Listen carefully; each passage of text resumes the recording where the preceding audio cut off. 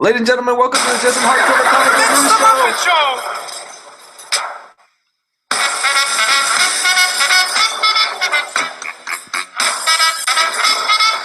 Ladies and gentlemen, welcome to the Just Hardcover Comic Reviews Show. It's time to play the music. It's time to light the light. It's time to meet the Muppet on the Muppet Show tonight. It's time to put on makeup. It's time to dress up right. It's time to raise the curtain on the Muppet Show tonight. Why do we always come here? I guess we'll never know. It's like a kind of torture to have to watch the show.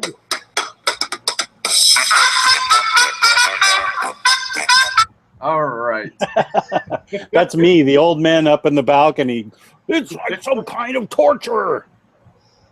Oh, man, the Muppet Show. God, I love the Muppet Show as a kid. I did too. As an adult, though. For those of you that have not left the chat yet, or the video stream, this is the Omnibros Live Season 2, Episode 4. We are talking all about Brubaker. And for those of you that are also wondering, me and Riley have a current feud going on, so we will no longer be appearing in the same videos together. That's just the way it goes. I apologize. Fuck that guy. I'm on your side. You're on my side. Well, that's good to hear. Yeah. It all started over peanut butter and jelly. And it That's just went down. So without further ado, by the way, it's a joke. It's a joke. Don't go spreading rumors that we're actually like not getting along or we actually have a feud or anything like that. For those of you that are just joining us right now, this is the Brubaker episode. We are talking all things Brubaker. We were originally supposed to have this episode probably like about 2 weeks ago, but it didn't end up happening, and Jess Bragg spent like the past month and a half going through every single book in Brubaker's catalog, and I'm pretty sure she was pretty mad 2 weeks ago. No, I was fine. It's fine. It gave me more time to read Brubaker. There you go. With me, as always, ladies and gentlemen, we will start off with the best damn co-host that a guy can have. Ladies and gentlemen, a good friend of mine, Mr. Silver Fox, Jess Bragg. I don't have my OmniDog mask on. Ah! Hit him with the hind. Baba Booey. How's it going? Good. Everything's great. I left my It's so long. OmniDog mask in the other part of the back cave. It's been so long, man, since we've talked to each other. It's been a whole 24 hours. Yeah, that's right. I kid. But, and to my left on this computer screen, I have all the way from beautiful but bankrupt Puerto Rico, Mr. Giovanni Menendez from A Week in Geekdom. How are you? Accurate. I am doing pretty well. I wasn't supposed to be here. I'm just a substitute, just a placeholder, because I don't know anything about Brubaker. I'm sorry. But I'm just here to fill in that gap because it's a three-man show, damn it. So here we go. Yeah, unbeknownst to you, Luis, Gio and I do have a feud, and I'm currently not speaking to him. Hey, I regret nothing. I know you don't. You ended up with the cat dog, and I didn't. Oh, the felt one? The flocked cat dog. Somebody found one today, and Gio spoke up for it first. Those are hard to come by. Yes, they are, and Gio gets it, and I don't. Sorry. Not sorry. Nah, not sorry at all. It's all right, Jess. If I go to Toys R Us sometime this week, I'll look for that the one that you want. Well, I have one reserved for me supposedly at GameStop, so I'm going there first thing tomorrow to pick it up, but I won't be able to crow until I get it in my hands. And it'll still taste bitter because the one that was supposed to be mine, Gio has. Sorry. Hey, I typed. Your apologies are falling on deaf ears. I know they're not sincere. I'm sorry. I No, you're not. wanted you to have one. I wanted you to have one, for real. Yeah. Sure, Gio, sure. Jess, come on, don't. He lives in a bankrupt island. Come on, don't pay attention. Oh, and a cat dog's gonna cure that. Emotionally. Can you imagine that? Gio runs for governor on the premise of cat dog and he wins. I am not a crook. Free Omnis for everybody that votes for me. There you go. Nice. But yes, ladies and gentlemen, tonight we're talking all about Brubaker. These are the best damn co-hosts that I could have. We're the ones that we could get last minute. Sorry, Gio. All love, all love. But yeah, it's going to be a good show. We've got a few things to talk about, namely what we bought, what we've been reading, and all that other stuff. And if we have a little bit of time at the end of this episode, we always do a little bit of Q&A. I believe Gio is going to bounce halfway through this, and we might have our special 90s correspondent, Gabe Bustamantes, will jump in and fill in the other half. So we're looking forward to that. Without further ado, I'm going to go ahead and kick things off with Mr. Jess Bragg. What have you bought this week, sir? This week I bought Cave Carson Has a Cybernetic Eye, the Young Animal imprint, and Mother Panic, another Young Animal imprint. So I'm excited for this. I bought all 4 so far that exist books of Drifter. Yoink.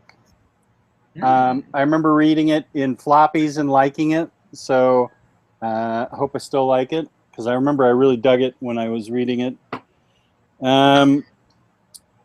My favorite vicious gay Batman, Midnighter. I love this character. I really do love him. Mm-hmm. I love him and Sunstroke or whoever his buddy is. Apollo, that's it. Midnighter is gay? I didn't know that. Yeah, he and Apollo have a thing. I should really read Authority. Yeah, you really should. Another Young Animal imprint, Shade the Changing Girl. And 2 more. The greatest thing Gail Simone's ever written, Clean Room. And I know she's written a lot, but this is the greatest. With the greatest art. Oh my gosh, is this art great. Wait a minute. Is this the same artist? Or maybe it is. I'm going to have to check that out. And last but not least, Curse Words. Curse Words? By Charles Sewell. Is that, wait, hold on. Is that a barbarian with a panda on his shoulder? Yeah. A wizard has appeared in present-day New York. His name is Wizord, and he's here to save us all from dark magical forces bent on our destruction. He has no, not a panda. He has a little koala. Oh my god, I'm adding this. Koala. I'm adding this to my shopping cart right now on Amazon. I am a simple man. You like koalas, huh? And he's got Jesus. That koala's been lifting. Yeah, he's buff. It's only $10. It's one of those first all image things are only the first issue. Paperback's only $10, so you can get it for $5 on IST. I am so adding that to my shopping cart right now. Well, it's Charles Sewell, so it's got to be great. I love Charles Sewell. So that's it. And I scored off of eBay, thanks to Brooks, all 5 hardcovers, which is an amazing score of Torpedo. These are hard to find as heck. Hard as heck to find. This is more crime stuff. Italian New York crimester from the 30s. And I'm really psyched. I got them for really cheap. And I think 1 and 2 are way hard to find. I know 1's impossible to find. So I am really, really stoked that I got those. And that's it for what OmniDog got. That's it? That's it. You know, you just bought like 8, 10, 20 books. No big deal, you know. It's a small haul for the OmniDog. I didn't buy anything this week, so next week I'll have nothing to show. Yeah, this was a pretty dry week for most people. Yeah. I want to get that out Adam Strange Omnibus, but I'm going to wait. Mm-hmm. And I'm going to kick it over all the way to Mr. Giovanni. What'd you get, pal? Just a pretty light week. I got a cat dog. We know that. He is bitter. I have incurred the wrath of the OmniDog. I'm sorry. If you see somebody while you're sleeping go up to your bed at night and he's wearing like a mask shaped like a dog, it's him. That would be boss. I'd like that. But yeah, just a pretty light week. I only got the first volume of 20th Century Boys because everybody keeps raving about it, and it's the one Naoki Urasawa book I have not read. So yeah, I'm gonna start reading this series. And I got the third volume of Giant Days. Nice. So yeah, that's about. Oh, and I do have one more thing. It's kind of pop related. This came in literally a few hours ago. It is the Galactic Ooh. Toys pop for Shenron DBZ. That looks pretty huge. cool. Yeah, let's see. Let's do an unboxing here, real Why quick. would you unbox it? There's like 3 people in the chat that are freaking out right now. Why would you unbox it? Don't worry about it. It's just a toy. Don't worry about it. Oh, Ryan Sace is a bastard before he goes to bed. So here you go. That's Shenron. Oh, that's Look at that. I don't That's a know. pretty intricate pop. Yeah, it doesn't look like a pop. It looks like a statue for some reason. I don't know. Yeah, that's How- really cool. I don't know Dragon Ball Z, but I know that's cool looking. How much Yeah. was that, Gio? $30-something, I think. Well spent. Yeah, that's a nice Yeah. piece of work. It's pretty cool. Great attention to detail. The paint apps, everything looks great. Base and everything. But yeah, glad to have this. Nice. So yeah, that's pretty much it for me. Didn't get too many books. I have a huge order coming in, but I can't remember right now what I ordered. So I'll pass along for now. Sounds like you had a pretty good week. I actually had a pretty solid week. Well, 2 weeks because I wasn't on last week. So the first book I got was Scene of the Crime, one of Yes. Ed Brubaker's first books. I've never read this before, by the way. I need to sit down with this. I've heard really good things. I went a little bit manga crazy this past week. I've been delving a lot into it. And I ended up getting, hold on.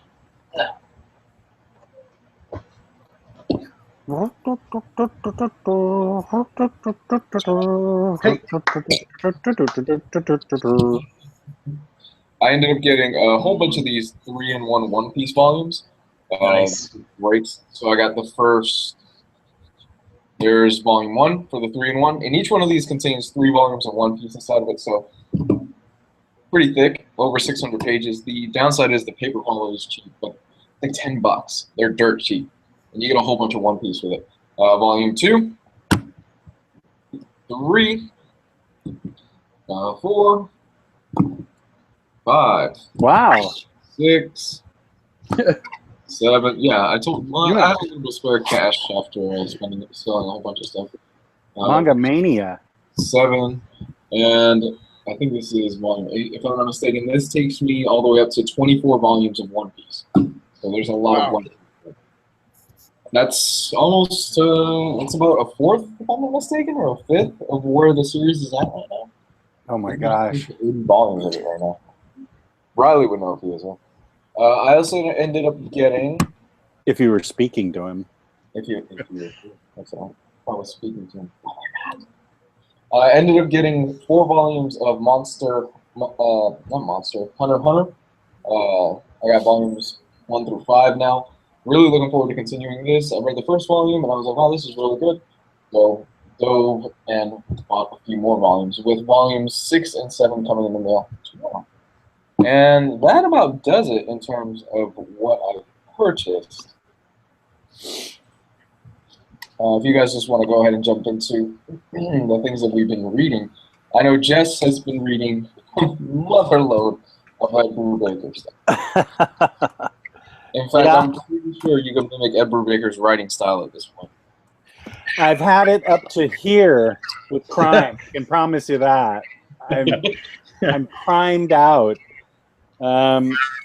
First things I read was the 2 volumes of Elektra by Blackman and Del Mundo that Ryleymo, whose name we shall not speak anymore, recommended to me. Riley's actually like 8 for 8 on recommendations for me.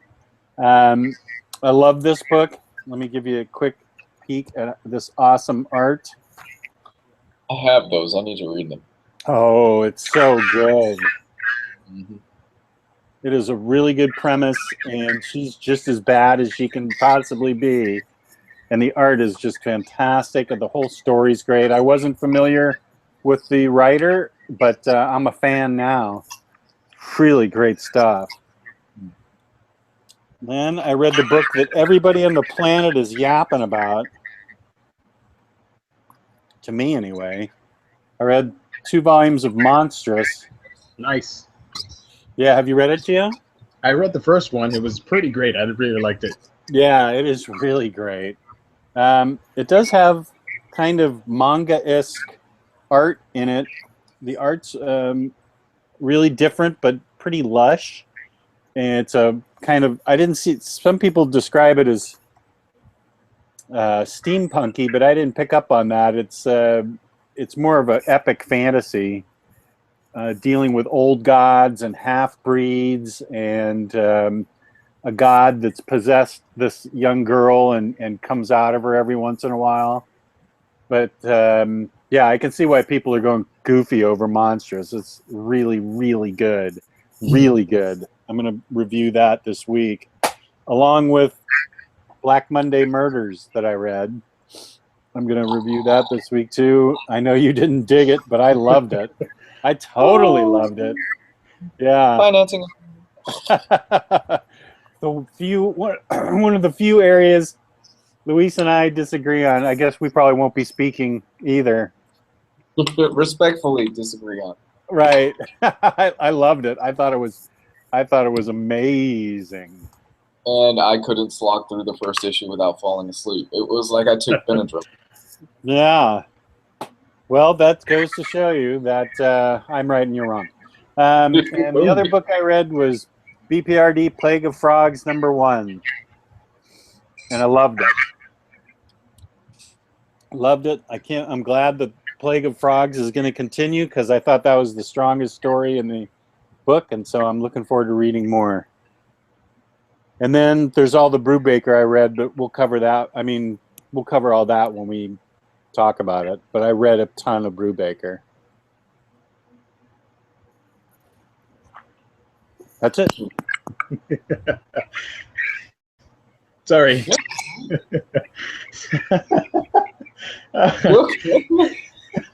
Did you get a dose of Joker's laughing gas or something? I'm sorry. It's just funny to me. I'm sorry. Don't worry about it. Don't worry about it. What's funny? Nothing. I just got the giggles all of a sudden. I'm so Okay. sorry. It's a very weird day. It's a very weird day. I'm sorry. It is. It's been a weird day over here too. What else have you been reading? Me? Yeah. Oh, okay. Sorry. That's the transition, Gio. You work in radio. You should know this. I know.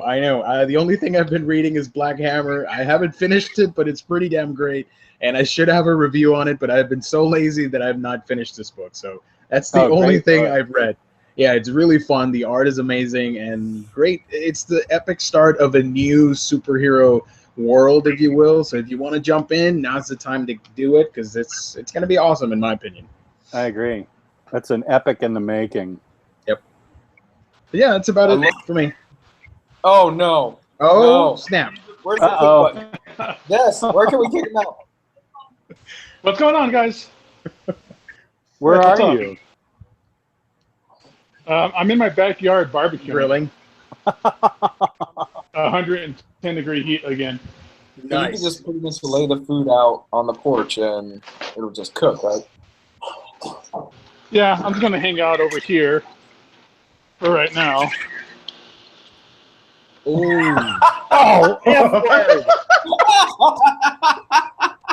The world. So how's everybody doing? The world freaking hates me. Oh, that is Wow.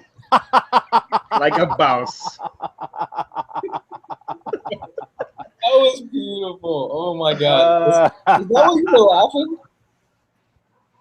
What's up? Is that why you were laughing earlier, Gio? No. I had no idea. I swear. Oh my god, that's the funniest thing ever. But you know got what? it. You know what? I've got something too. No, I'm just kidding. I don't have it either. I'd be great if I did. Oh my god. Where were we? Oh yeah, Gio was talking what he read. No, yeah, basically that was it. Now it's turning into a cooking episode, so I'm very much looking forward to the recipe, Gabe. Me too. What are we having? Yeah, what are we having, Gabe? What are But you cooking up? I got a carne asada going on. Nice. Ooh. I don't know if you guys can see. Oh, Yeah. And nice. then I like white chilies. So I'll throw some of these on here as well. Shut up, Gio. Stop laughing. It's not funny. It is kind of fun. Jess, let me know if you need one because I found a bunch today. I Oh, was did you? hitting you up earlier. Did you really? Yeah. Oh, wow. Yeah, there's a GameStop out here that has like 5. Okay, I have one reserved for me. If they don't come through for me, I'll definitely be hitting you up. Thank you. I mean, also, I'll look. that- I'll look tomorrow because I have to go to GameStop tomorrow anyway. I have something reserved that I need to pick up, so I'll take a look inside and see if I find it for you guys. Well, I totally hate GameStop. Like they're biggest pieces of shit to me right now. Because of how bad their website was crashing last night, and I was trying to order these. And then I got on their app, and on the app, you can there's an option where you can reserve an item, and they can hold it for you at the store. That's pretty So cool. I'm on the app, and I found all these stores that have the cat dog. And on the app, you can actually reserve it. You can say, "Please reserve. Here's my name. Here's my number. Hold it for me." What were you looking? What were you So I looking hold for on them. GameStop last night? Hey, Gabe, excuse me. Yeah, If you what's find up? one tomorrow, you think you can send one out to me? My girl wants one. Yeah. Or if anybody out I'll there. go back to the store and see if they. I'll go back to the store and see if they have any more. All right, let me know. I'll pay for shipping and everything. She really wants one. It's flocked, Yeah. right? Oh no, you're gonna pay for shipping.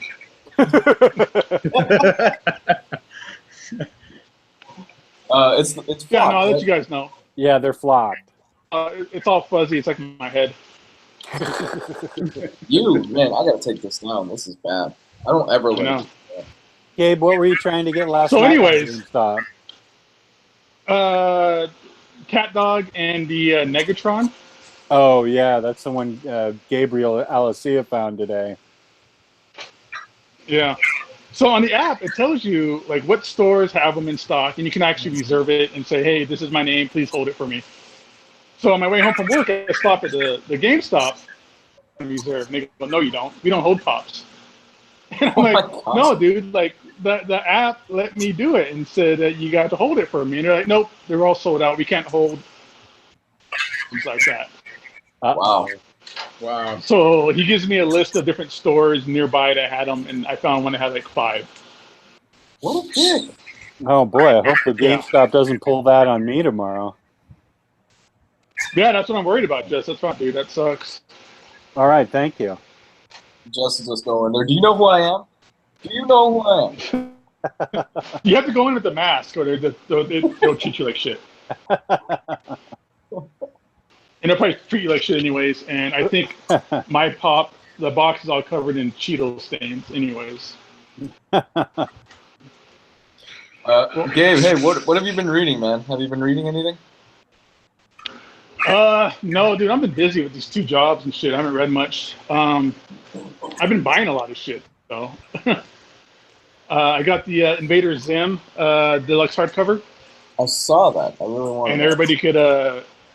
everybody can hit up my channel and see a spotlight that I did on it, a little overview. It's an awesome book. Like the art in it's fantastic. It's probably like some of the brightest. Like the color in it pops the most I've ever seen in any book is in that Invader Zim book. And the artists and the writers are all people that worked on the show, and the colorist is the guy that voiced Gurr on the in the show. So it's cool, and that really just makes everything feel very authentic. It feels like a part of the show. And I'm burning my fingers really bad on this fire right now. I guess I'll just talk, then I'll jump in real quick. What did I read? Yep. I like the fact that you brought up Young Animal, Jess, because Young Animal is Gerard Way's imprint that's in DC Comics right now. Yes. I read Doom Patrol. I read this version of Doom Patrol, which is Gerard Way's. I thought that was Gabe for a second. No, she's okay. I've read this version of Doom Patrol, which is Gerard Way's version. I gotta be honest, I have never read Grant Morrison's run. So jumping in and reading this, I thought, well, maybe it'll be a good jumping on point. I didn't know what the fuck was going on in this book. Yeah. There's a sentient brick. There's a sentient street. There's like black magic. 1 minute there's a talking ambulance. I don't know what was going on in this halfway through it, but I dug the hell out of it. Oh, that's good. It starts making a bit more sense once you get towards the end of the book. But I'm going to say that if you are somebody that has not read Grant Morrison's Doom Patrol run, at least if you want to just skip right to this, read a synopsis of what all the characters were in that run and what happened in that run. Because I would actually say that Gerard Way cribs a lot from that classic Grant Morrison run to the point where you'll probably be pretty lost if you haven't read that stuff. I agree. I felt I was. This is definitely well, it's no secret that Gerard Way, who's the lead singer of My Chemical Romance, he's always been a huge fan of Grant Morrison. He's like his favorite writer. In fact, there's a great interview where they sit down a few years ago at a convention and they just talk comics. Gerard Way was actually the one that was administering the discussion. He definitely is able to mimic Morrison's classic style without it being kind of just a copycat. He adds his own little flair to it, and it's really good stuff. The only thing is, like I said, halfway through reading this, I actually had to go online and go, okay, what happened? Yeah. And what are these characters? Because there's a lot of weird shit in here. But I like it. I like it, and I'll definitely be picking up the second volume once it comes out. Well, Grant Morrison's Doom Patrol was weird as shit too. Like you're talking about like a sentient brick. Well, Grant Morrison had a transvestite street. Right. Named Danny, The right? entire street of the transvestite. Yeah. And Gerard Way was at Morrison Con, so they're really good buddies. They do a lot of work together. Mm-hmm. Grant Morrison even shows up in Gerard Way's music videos a lot and stuff like that. So I wouldn't be surprised if Gerard Way doesn't have Grant on speed dial when he gets stuck on the book or something. Oh, more than likely. Yeah, it is an homage to the Grant Morrison book, so you do need to know what's going on in Grant Morrison's book to really appreciate this book, but this book was still pretty out there. I mean, it was to be experienced. I read it, and I still had some WTF moments. It was an experience. Yeah, and at least reading Grant Morrison's work will kind of get you prepared for the craziness that happens in this book, too. Yeah. I mean, I definitely see that Gerard Way probably has Grant Morrison on speed dial when Grant Morrison's not huffing paint. Grant Morrison's beyond huffing paint, dude. Come on. That guy's far beyond that. Oh, get me another bowl of Lagavulin. He probably licks frogs' asses to get high now. Yeah, no, you're probably right. At this point, basic drugs don't do it for Grant Morrison anymore. He's beyond that. He's ascended to another plane. So read that, and the next thing I got on my list is, of course, One Piece. I read the first volume of this 3-volume series, 3-volume book for One Piece. I loved One Piece. This was fun. This was really fun. Of course, the plot centers around this character named Monkey D. Luffy. And Monkey D. Luffy, at the beginning of the story, he swallows the devil's fruit. And basically what that means is that it gives him a power, however, he won't be able to swim. He can't swim for the rest of his life. This is kind of a problem because he wants to be the Pirate King. So the first volume introduces, it's more setup, and that's what it seems, that's what I've heard. The first few volumes are just basically set up, you get to know all the characters, and then the story really starts taking off. I've definitely felt that. But this was so much fun, man. I read through the first volume, and I blazed through it. I can't wait to read the rest of it. It's just a blast all the way through. Some people say, well, I'm not really into pirates. It's not really too much about pirates. Yes, he wants to be a pirate king, but it's more so far about discovering all these characters, and he's really Ichiro Oda. Sorry, I've blanked on the author's name right now. He's really good at giving you characters and kind of giving you interesting backstories to all of these different characters that he introduces in the first volume. I dug the absolute living hell out of this. I know, Gio, you're a fan of One Piece as well, right? Yeah, I like the anime. I think it's pretty great. It's not my favorite of the big shonen types, but it's pretty damn good. I agree with everything you've said. And I've only heard that it gets better as it goes. I will say the one complaint that I have is that because it's the 3-in-1, for for money reasons, I went this route. The paper quality is cheap. It's super, super cheap. It's really paper, like minuscule thin cheap. But if you're not too concerned about the paper quality and you just want to read a really fun story with really great art, pick this up. And that's really all that I read this week. Just Doom Patrol and making my way through One Piece. Mm-hmm. Good stuff. Good stuff. So before we move on to our main discussion, do you guys have anything else you want to touch on? Anything going on at San Diego Comic-Con? Anything you want to talk about? Oh, we're going to save this for the news show, but have you guys seen the Abe Sapien trailer? Yep. Jess, did you see it? I haven't. Oh, okay. I'll send you a link after this show is done. Guillermo del Toro, who did the Hellboy films, he's doing the Creature from the Black Lagoon movie, basically. And I don't give a damn what anybody says. It's Abe Sapien. Like it is. You can tell this script was probably something Del Toro was working on by the time he was working on Hellboy stuff, and he just adapted it to this.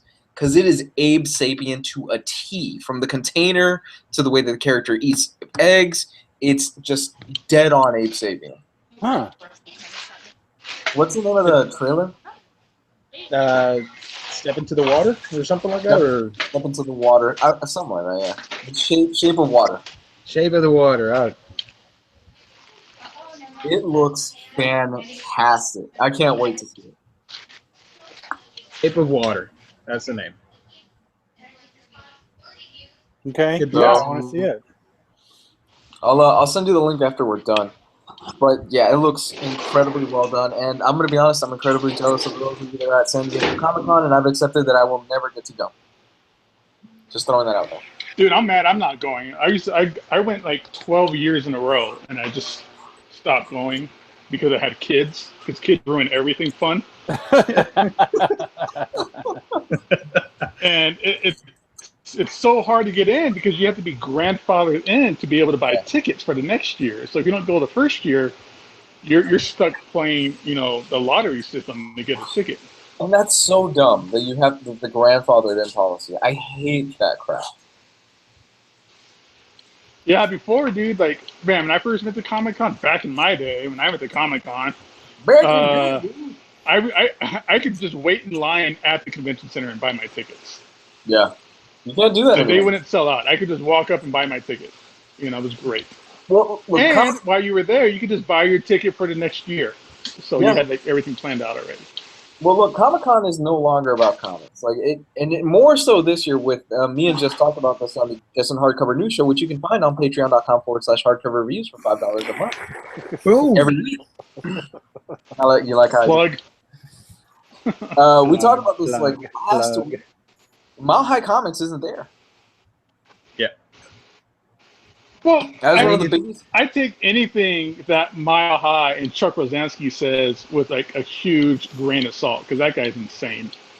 For as long as I've gone to Comic-Con and the people I make it to Comic-Con, I've always said that convention is special. It is what you make it out to be for yourself, but you have to pick and choose.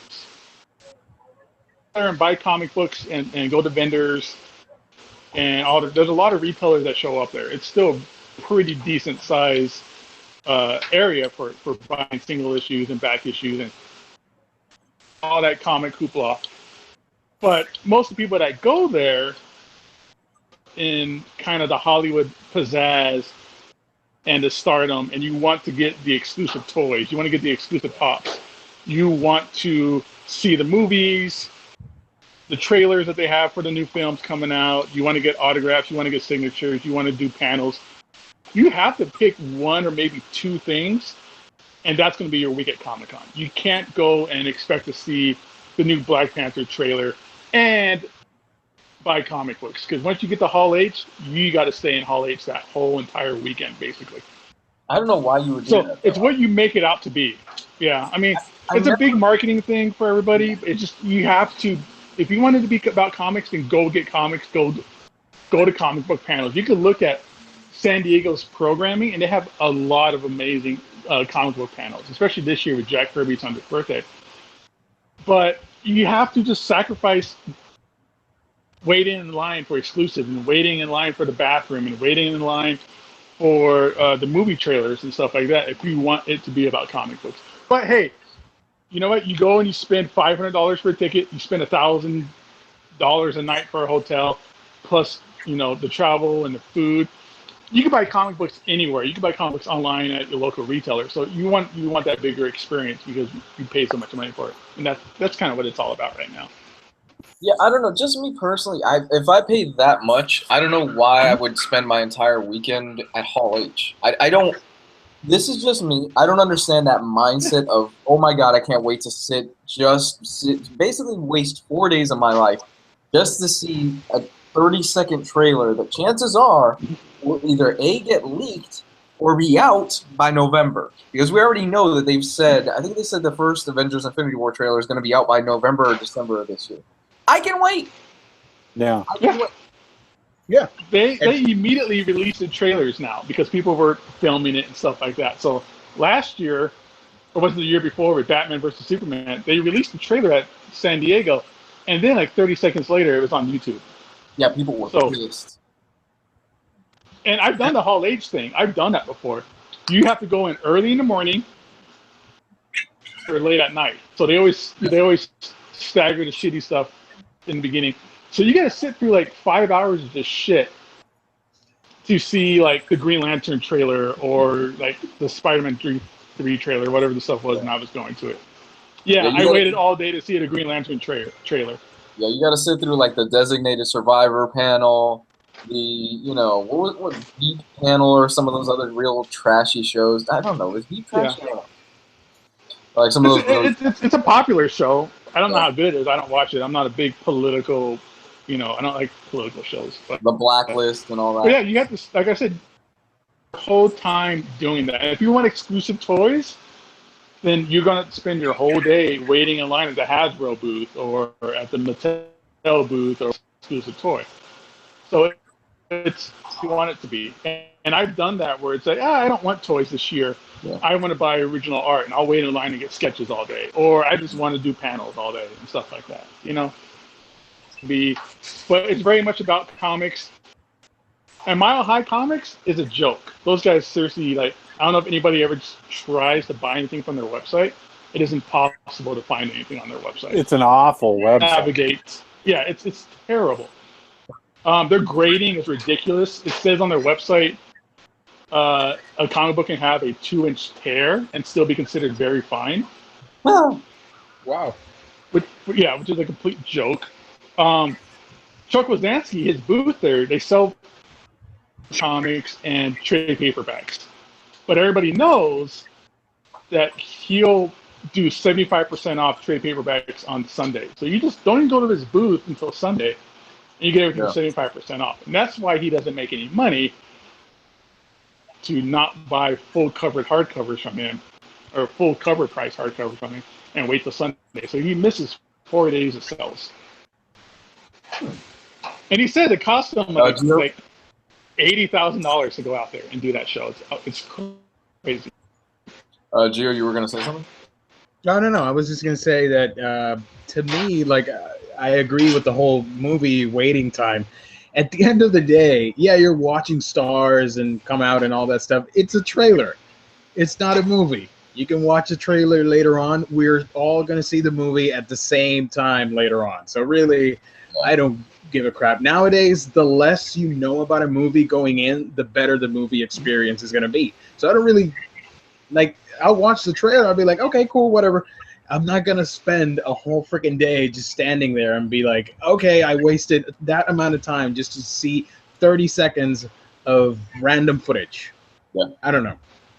No, my favorite is always when you watch the celebrities and they ask them, "Well, how long have you loved comics?" "Oh, I've loved comics my entire life. You know, I've always been a Doctor Strange fan, or I've always been like a Black Panther fan." And, and I'm like, okay, yeah. I'm not saying it's not possible.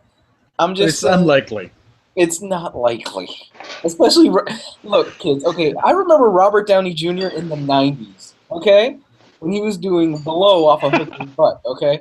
I was going to say, you know what's funny about Robert Downey Jr. in the 90s? What?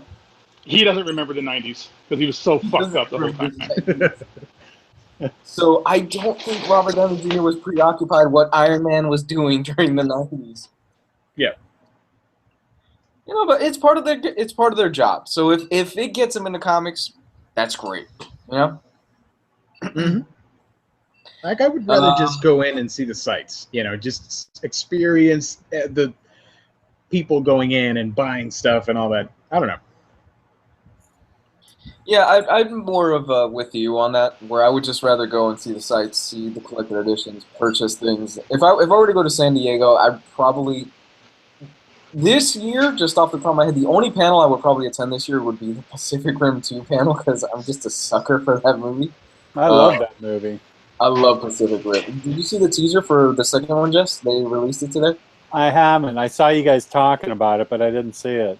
Oh, I can't wait. It's amazing. I'm waiting for those. I'm waiting for those toys to come out. Dude, those toys are so badass. Yep. But Pacific Rim, not a brilliant film. It cribs a lot from like classic animes, from Gundam. I haven't seen Evangelion yet, but I plan to see it and stuff like that. But it's so much fun, and I always put it on whenever I'm working or something like that. Whenever I'm editing, because it's one of those movies where it's a good dumb movie where you're like, oh, cool, that scene's really cool, and then just like type away, and then the next fight happens, and you're like, oh, this is cool. I love that movie. It was perfect Saturday afternoon goof around movie. Oh, it's a perfect popcorn film. And that's what it is. It's a fun popcorn film. Yeah. Not everything has to be Citizen Kane. Exactly. Mm-hmm. Moving on, though, we are finally going to jump into our main topic. Ladies and gentlemen, we are going to be talking about the one, the only, the illustrious Cat Dog the Pop. Ed Brubaker. We're going to be talking about Only Ed one of us Brubaker. can talk about that, Jess. Only one of us has it, really. Yeah. Exactly. We're going to be talking about Ed Brubaker today, guys. Ed Brubaker has had an illustrious career. I mean, the amount of titles that the man has published that have just been fantastic is just insane. I'm going to start with what I would like to call the Brubaker historian, Mr. Jess Bragg, because he's great. Well, I come with an asterisk because there are two things that he's famous for that I have not read yet, and that is his Captain America run and his Daredevil run.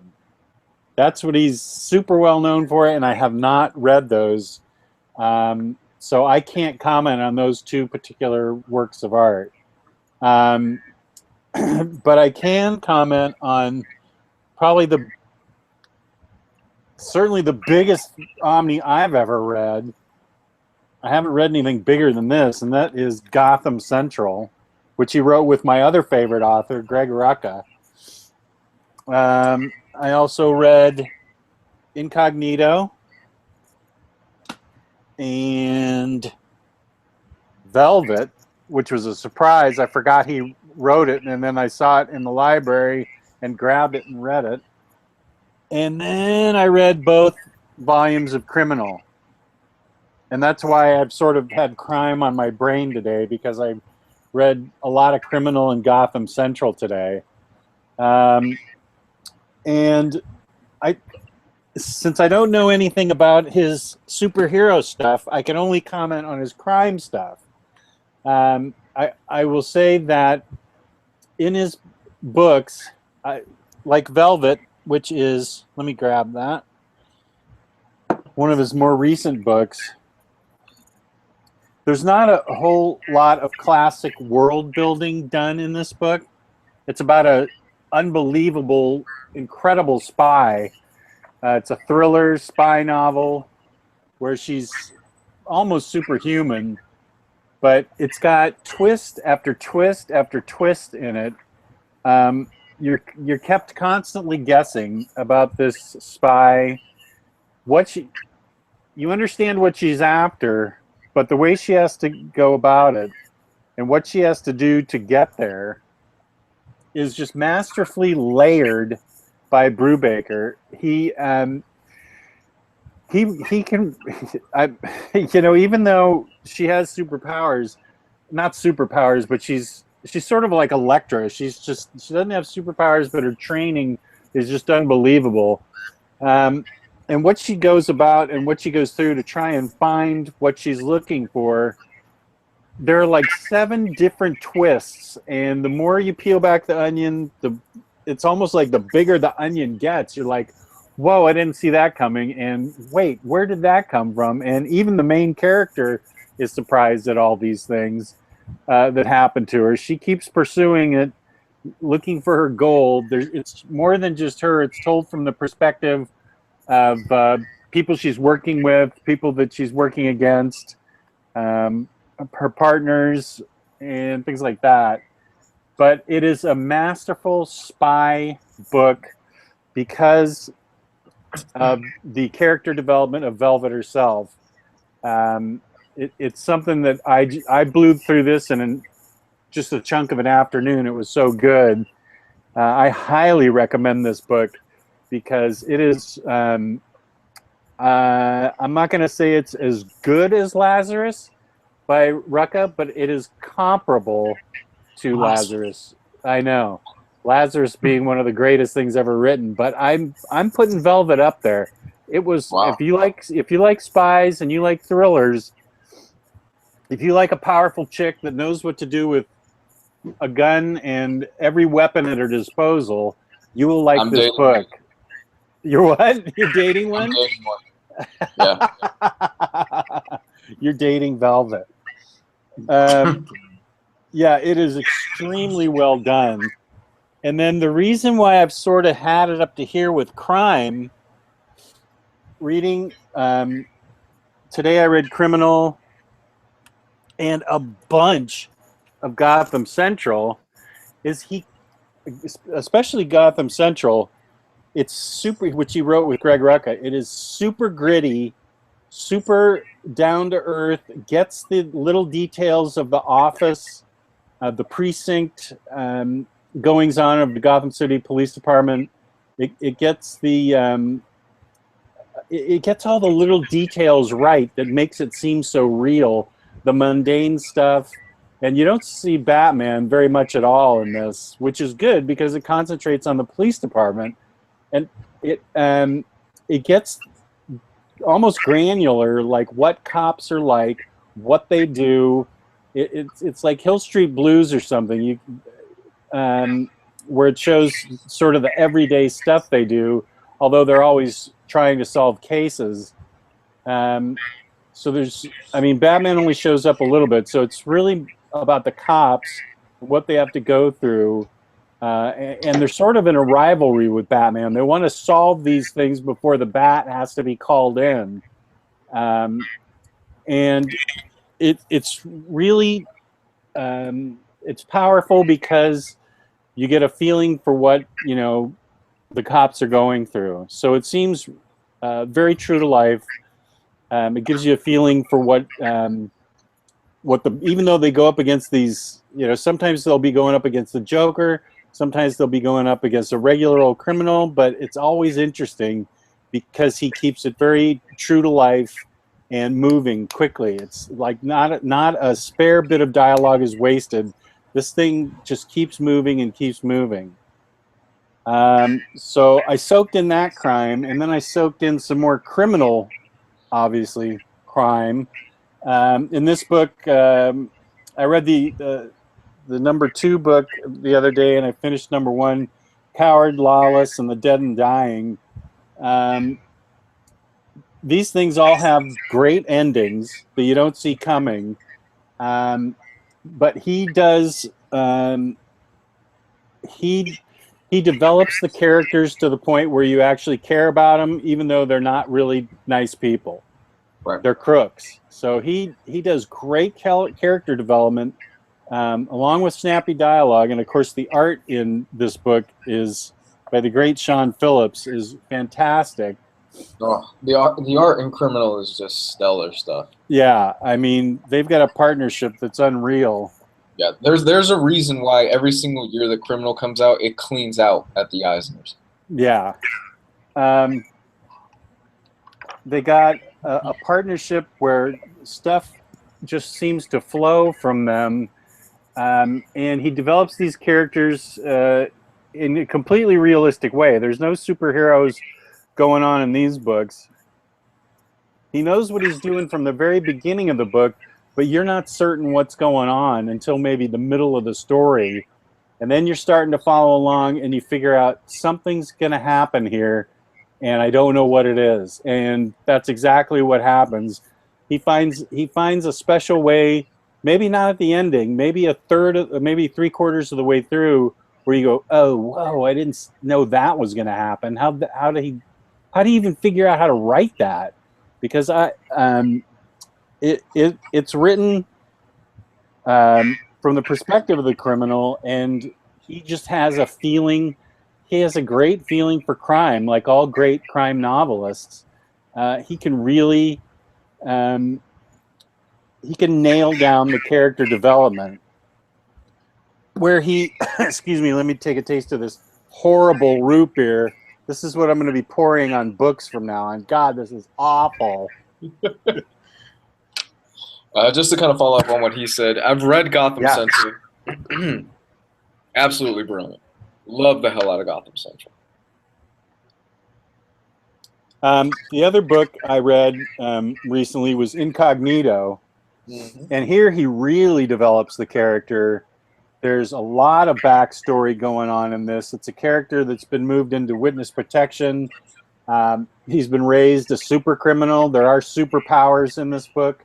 So it's got a bit of the capes and tights aspect to it, but it doesn't really tell it from that perspective. It's more what it's like to be a super criminal in witness protection and in the mundane life he lives, and how he decides that he's going to he's taken medicine that keeps his powers down, I think. And so he decides to go off, he either goes off the medicine or takes something special that reignites his powers, and he goes out to fight crime, he decides, in violation of the agreements in the witness protection. And this is again with Sean Phillips. And as opposed to Criminal, where the colors are muted, these things are much more brightly colored in this book. It's 2 stories in here, and what I really liked about it was, he does do character development, but you really, really get to know this character well, what his motivations are. He's trying to figure out what really motivates him, and you're along for the ride, trying to find out exactly why he's done what he's done, what he wants to do, how he found himself in this place. And of course, there's all kinds of cross currents of, people after him. Even the people on his side end up after him. I don't want to give too much away, but it's really something. I think this might be one of my favorite books, just because it was so different with the super criminal entering witness protection, how bored he was, and it does have a little bit of world building, a little bit of a backstory, how these criminals and heroes got their powers, because their powers developed due to a natural disaster kind of occurrence thing. I highly recommend this book because it sucked me right in and kept me really on the edge of my seat. Even in the mundane parts, it was riveting. So I definitely recommend that, and I just highly recommend everything he's done. he's one of my favorite writers. He and Greg Rucka are my favorite writers, and which must be why I get so much crime on the brain, because that's what they write the best. What I need now is a good dose of New Teen Titans or something. I need to get out of the crime spree that I've been on, and I need to get into some capes and tights for sure, because I've been. I felt dirty after reading all these books. I'm like, God, I'm a criminal. I'm just a voyeur of all these evil acts that are done. But he tells them like they're regular people. They've just got a plan. So they've always got a plan. You don't know exactly what the plan is, but they're evil people with a plan. They're evil people with a plan, and sometimes they're really not that evil. They're just in unfortunate circumstances. But once you get in on the ride, you want to continue. Yeah, Ed Brubaker's really good at giving you characters that they're flawed, but they have their reasons why they're flawed, and you understand them. And in some cases, you're like, oh, this person is doing this because she has like a kid at home, and this is the only way that she can afford to pay for the kid and stuff like that. So he's really good at doing that. He's definitely one of the best writers of our generation coming up into comics, and he is actually on Westworld as well. He wrote some of the episodes of Westworld this past year. That's right. I forgot about that. Mm-hmm. Which I still need to finish. I fell off after like episode 8. Well, I haven't watched it at all. But I love Brubaker. I think his... Oh, that's right. I got to pull that off the shelf. I think his Daredevil run is phenomenal. It's really incredible stuff. They just put out they reissued the Omnibus a few months ago. Just kind of touching up on some of the things that you said. As far as Brubaker goes, Brubaker, when he first came on to Daredevil, he had basically what a lot of fans said was kind of like an impossible task, because he was just following up Brian Michael Bendis' run on the character, which, by all accounts, to a lot of Daredevil fans, was the best Daredevil run that has ever been written. And everybody, when he was just coming up, it's like, oh, this guy's kind of fresh in the scene. He's kind of had a few things written before, We'll see how he does.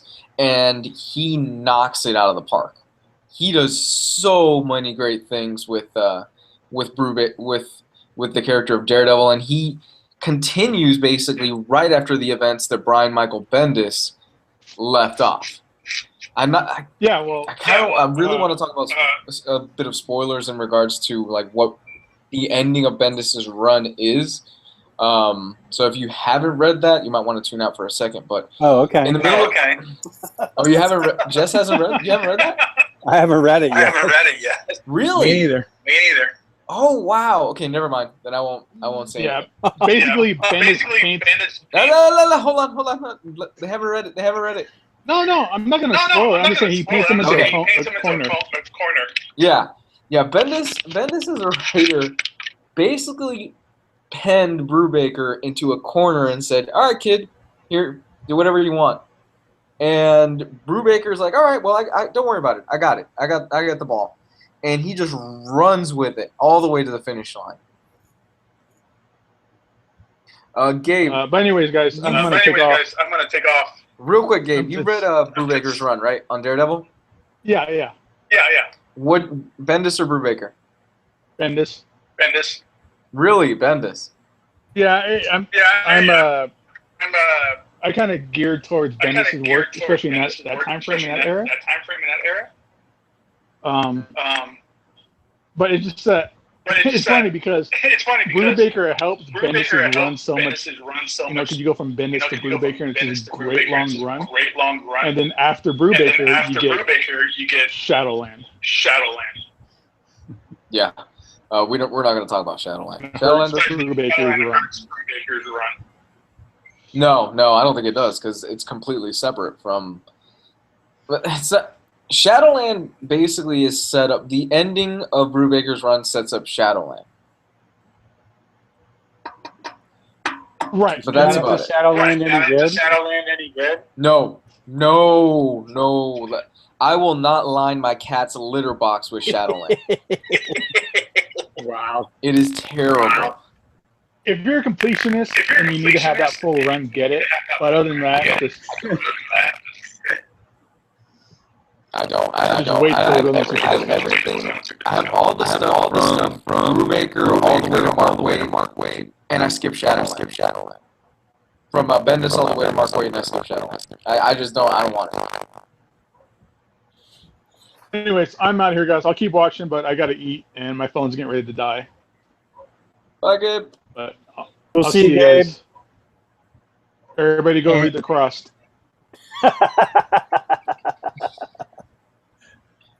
Jeez, no. And okay. real quick before you guys continue, I wanted to say something. I have to run too, so I wish the two of you the best in handling this solo two-man episode. I'm so sorry. I have nothing to contribute, so I'm just gonna stand here and be like all pretty and stuff. So Fine, Gio. Leave us. Just leave us. like, I wish I could stay, but literally, I'm just gonna stand here for another hour, being like, Leave us like my prom date. But yeah, thank you guys so much. I will get that cat dog thing and review it on my channel. So Shut up. yeah, thank you. I Sure. love you guys. You guys are the best. Used Subscribe to my love you. channel and all that cool stuff, and Gabe too. So peace. Take it easy, I'll man. give you a piece. Kind of continuing on where we left off. This is basically just the Jess and Hardcover News show without the news. Oh yeah, that's a Fatale. great book. Great book. Fatale is so good. I absolutely dig the hell out of Fatale. Fatale centers around this character named Josephine. And Josephine is, for all intents and purposes, kind of a succubus. She basically made a deal with the occult, and early on in her life, God, it's been so long since I've read this, so feel free to correct me if I get anything wrong, Jess. She basically made kind of a deal with the occult to live eternally, if I remember all this correctly. The setting for Fatale takes place in the 1950s, and it spans all the way into the 1970s. It's phenomenal. It's absolutely phenomenal. If you loved his book, Brubaker's book about the screenwriter, The Fade Out. If you love The Fade Out, oh yeah, it's, let me go get that. it's kind of The Fade Out minus all the horror elements. If you're a fan of Cthulhu, H.P. Lovecraft, and stuff like that, all that stuff is in here fantastically. I love the hell out of this. Basically, the story follows around Josephine and all the men that she basically leads to their doom, whether she realizes or not. And her dealing with the fact that she kind of doesn't want to have this immortality anymore. It's so good. This is a beautiful hardcover collection, and if you've never read it, I highly recommend you do, man. I highly recommend it. The art is done by Sean Phillips, Brubaker's longtime partner.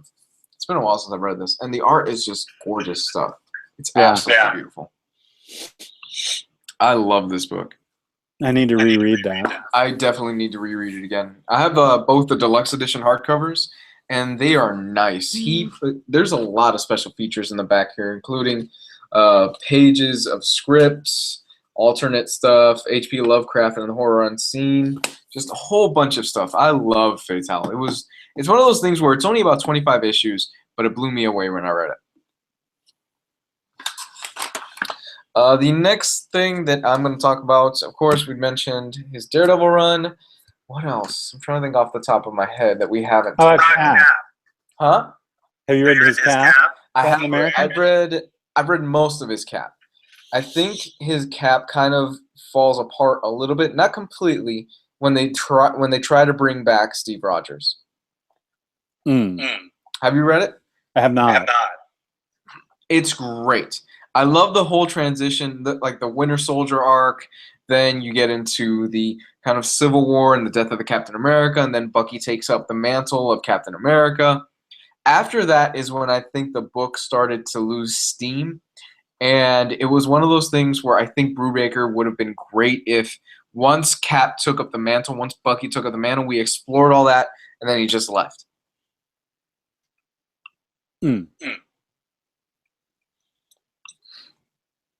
You haven't read his Brubaker run, his Captain America run, right?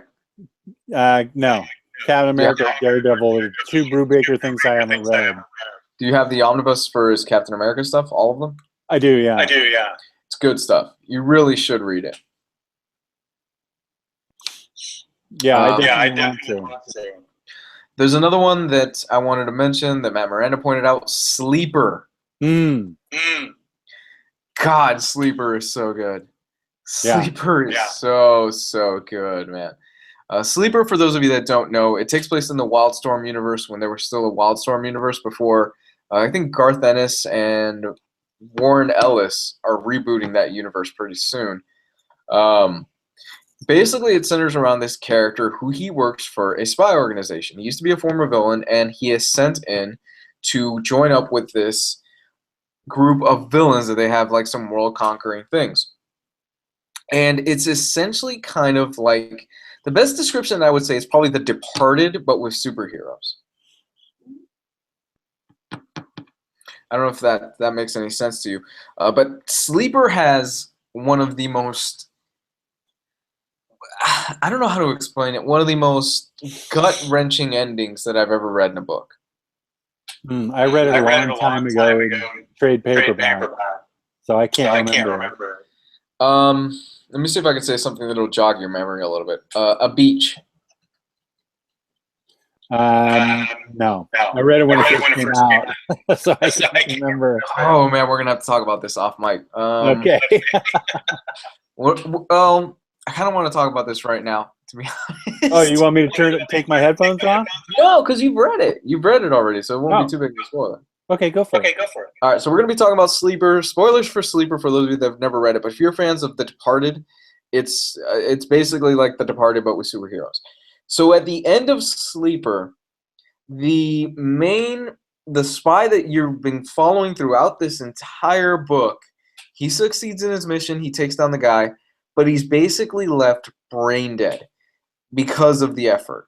And he's plugged into a machine where he gets to live out the rest of his life in this machine. And he's on a beach, and he's with his family and stuff like that. And you think, oh, he has a happy ending and everything. And then it cuts, and the last panel is you see him laying basically in a hospital bed plugged into this machine as he's slowly dying. Okay, I do remember that. Dude, when I got to the end of that book, I was a wreck. I was like, oh, Brubaker, you bastard. Because throughout that final issue, you think he finally made it out. He's doing perfectly fine. He's with I think it was with his kid. He's doing well. And then that last panel, you see him on basically his deathbed, almost brain dead. And you're just like, oh my God. Oh, Sleeper is so good. I'm going to have to read that again.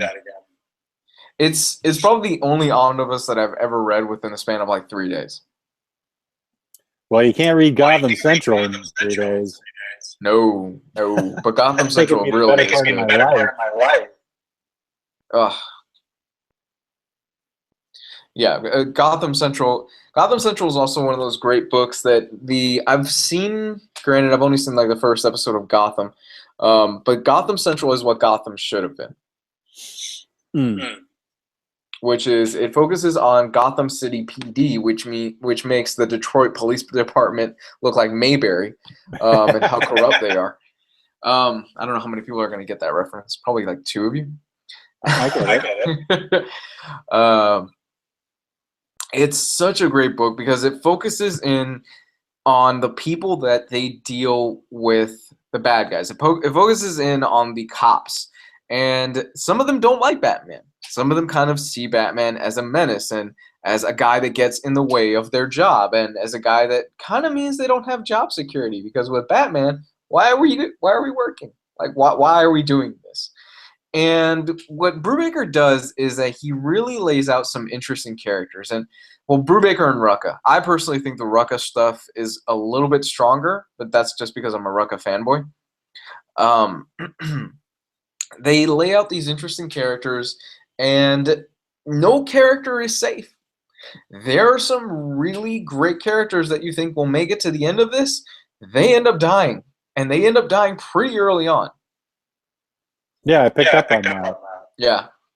There's one particular arc which involves the Joker, which was fascinating. I loved it. Yeah, I just got done reading that a couple days ago.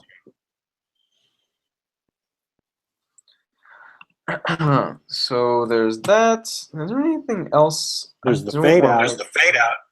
The fade out. Okay, you can talk about the fade out. I've been rambling on a little bit. No, that's fine. No, that's fine.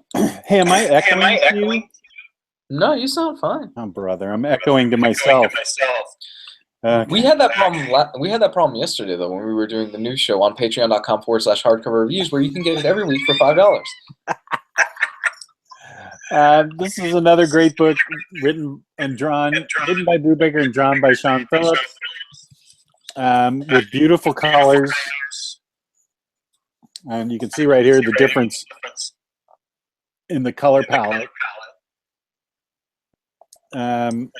This is a book that I like so much, I sent it to my sister, who's a little bit older than I am, and she really enjoyed it. She's not a comic book reader, but she really enjoyed it. It's late 1940s Hollywood, and the Red Scare is going on with communism and the blacklist. I'm really having to concentrate because I'm echoing. So there's the blacklist with the Red Scare, and it's the old Hollywood system, you know, with old studio heads boinking young starlets. There's mystery and intrigue as to who's done what. Great ending that leaves you feeling a little empty inside because it's not all neat and tidy and tied up in a bow. It's about an investigation into the death of a starlet and what the role this sort of washed-up screenwriter may have played in it. But this is, again, a great character study. It's a great character study that that sucks you in, despite the echoes in your head. Yeah, you are. I'm hearing the echoes right now too. Oh, are you? Yeah, I'm hearing it now too. Maybe I shouldn't talk anymore. No, it's fine. It's fine. I'm not so great that I need to be heard twice. Anyway, this is, I'm totally losing my concentration, but it am a great book, and you need to read it. I can't concentrate because I'm echoing so much in my headphones. Well, I wanted to talk to you about this and how you interpreted the ending, because there's a final moment in the last few pages that so spoilers for the end of this. We're just kind of fuck it. We're going to spoil Ed Brubaker shit. So if you don't want to stay with us, when we mention a book, you might want to bounce out. There's a ton of extras too. Oh yeah. At the end of the fade out, was your interpretation of it that he was a Russian spy? No. Really? That's how you picked up? That's what you thought? I thought he was Russian. He might not have been a spy, but I thought the insinuation was that he was Russian. Whoa, you got something out of it completely different than I did. I'm gonna have to reread this because I didn't pick up on that. Or maybe I was looking into something that I don't know. I didn't pick up on that. That's interesting. You might not have been a spy, but I thought the insinuation of, I swear that's what I thought it was, that he was Russian. They leave it open for interpretation.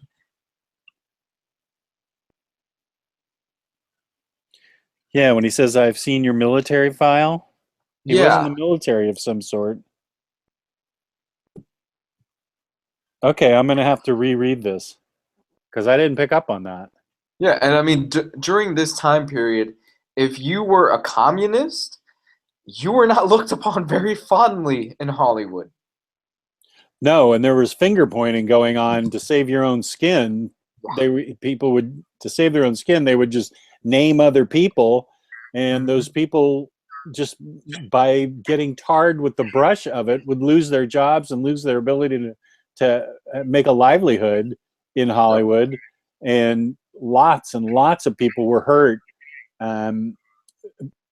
justly or unjustly, because they were tainted with this communist brush. Mm-hmm. I think, if I can remember correctly, there was one really famous. Well, there was a blacklist where a lot of guys, a lot of people were on it, and they would, under a pen name, continue writing scripts, getting pennies on the dollar for what, they were big name writers, and they would get pennies on the dollar for these scripts they'd write for other famous writers, because they couldn't make a living. They were on the blacklist. Right. And they may or may not have been, they may have gone to like a communist meeting to see what it was all about back in the 30s and never went again, and they still got jammed up for it.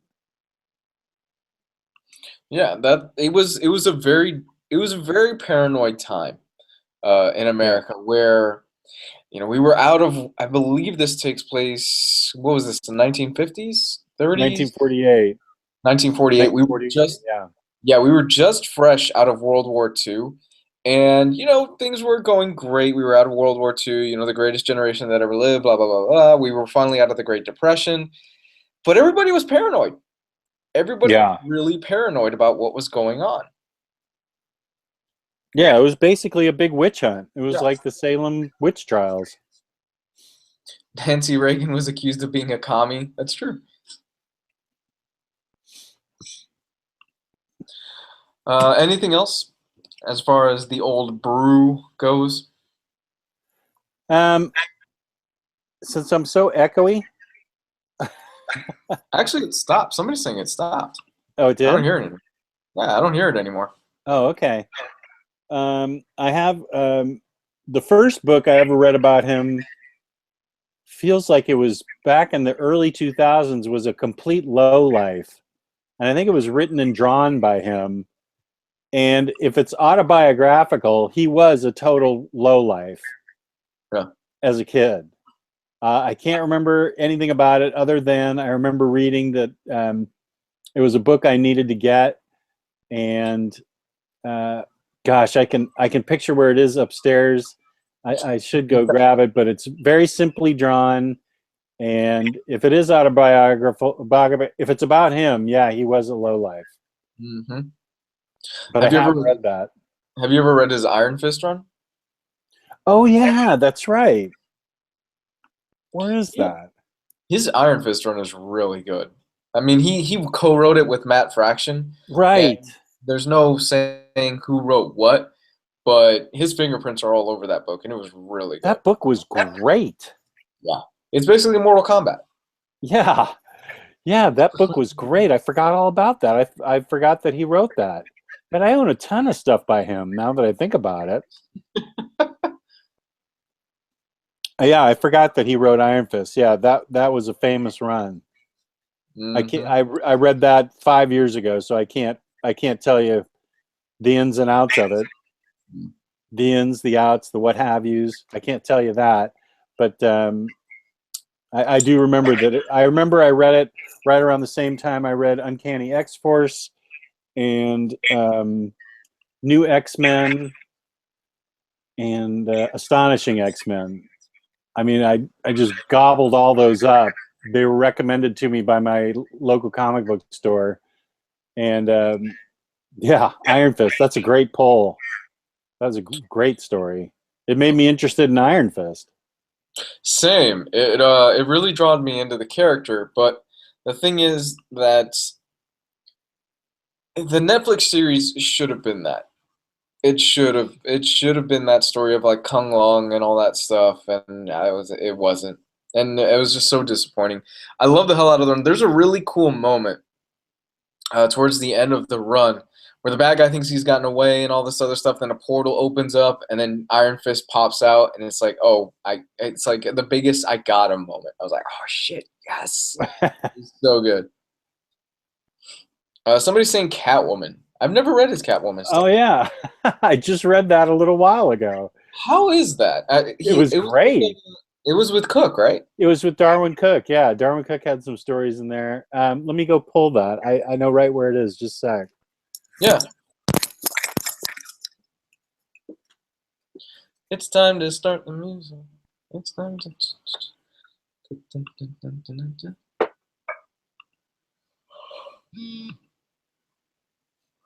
Hmm.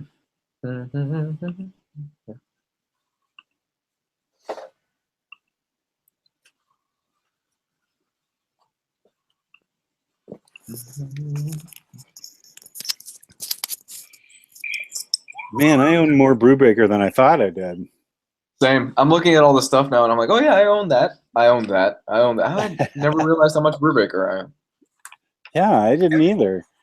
This has Selena's Big Score in it, which was by Darwin Cook and was awesome, which I loved that story. But we're talking about Brubaker. We really need a Darwin Cook. We need a Darwin Cook episode. Oh, that'd be awesome. Yeah, I just read this, and this is a book that makes you fall in love with Catwoman, because Cook does the drawing of some of the stories, and Brubaker does the writing. Yeah, this definitely makes you fall in love with Catwoman because she,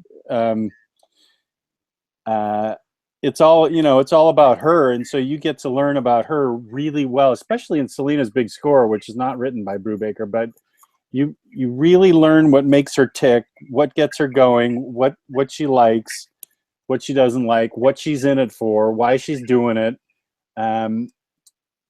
how she's always sticking up for the little person, the little guy. Yeah, these are three of the greatest Catwoman books you can get. Mm-hmm. Fun fact, by the way, that modern look, the one that you have right there on the red cover, the one that's like in the one that's in the Arkham games and stuff like that. That's all inspired by Darwin Cook and Brubaker's run. The look that everybody loves today is inspired by that. Right. I want to reread these. I think maybe I'm just gonna. I think I'm just gonna take these and take them upstairs and reread them. I haven't read them for a while. It's a Catwoman night. Yeah, this is where you fall in love with Catwoman because she's so awesome. Yeah. She's just so awesome. Well, so what else do I own by Brubaker? Did he write Astro City? Did he write Spider-Man? Did he write Elektra? Did he write Wolverine and Hulk? What else has he written? I think he had an X-Men run, if I'm not mistaken, for a little bit. Oh, really? I think for a little bit. I'm not entirely sure. This is where we need Riley, because I don't know X-Men. I don't know X-Men either. For Jack. Same. Yeah, Catwoman. Goody. I'll read that. That's my Capes and Tights book that I need to wash out the taste of the grimy grit. I was going to ask you that. What's that like reading so many crime books back to back, man? I couldn't do it. I got kind of depressed, to tell you the truth. Yeah. I started feeling a little low today. I would imagine. Yeah. His books are not happy books. No, not really. I mean, not necessarily. Everybody doesn't necessarily die, but not everybody escapes, and they're not happy endings. I mean, they're real life, and so a lot of times in real life, it's not a happy ending. So, I mean, they're extremely grim. So yeah, I felt right around 3 o'clock, 4 o'clock this afternoon. I was like, "Whoa, I'm really tired of this feeling."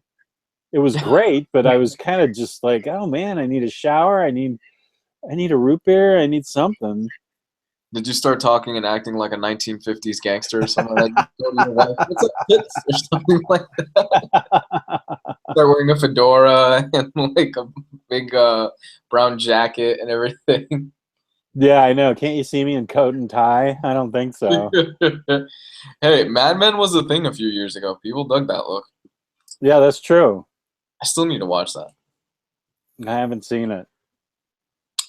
So I think we've covered a good amount of it. People are throwing in recommendations: Secret Avengers, X-Men Deadly Genesis.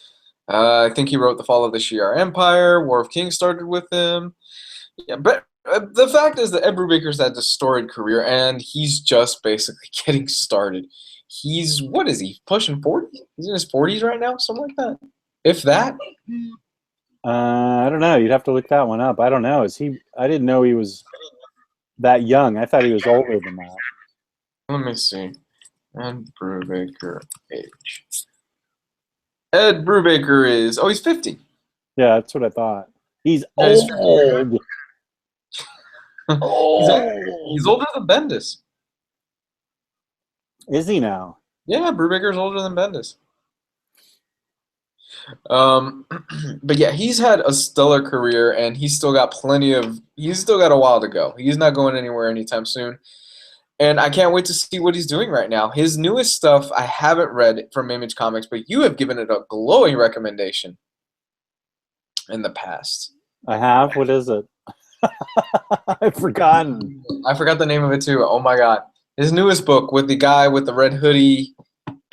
Yeah, Kill or Be Killed. yeah. Kill or Be Killed. Yeah. Oh my god, that was awesome. Yeah, I still need to read that. Oh my gosh, yeah. I forget. I've got so much Brubaker. I forget about it. Yeah, that was a great premise, and it was only just getting started in that first volume. That is, I may skip the rest and wait for a couple of giant hardcovers to finish that, because I have a feeling that's something I'm going to want to read in a complete story. But wow, what a great premise it was. Really well done, and it's it stops right when it's getting going. So I'm really looking forward to the follow-up issues. Right. Yeah, I highly recommend that book. And that is the signal from my girlfriend, so we're going to go ahead and end this one, guys. Oh, okay. Yeah, I'm getting the signal. All right. So, Jess, where can they find you, man? They can find me at OmniDog's Vault on YouTube. Please give it a look. Maybe subscribe. If I read a bad book, I dump root beer on it. So far, I've only done it once, but I'm sure there are bad books in the future. And I'm also on Ryleymo's Facebook page, the Omnibus Collectors Comic Swap and Community. Ha, got it right. Yeah. Guys, you can find me at whatever. With Just type into your little search browser there, Hardcover Reviews. You'll find me there.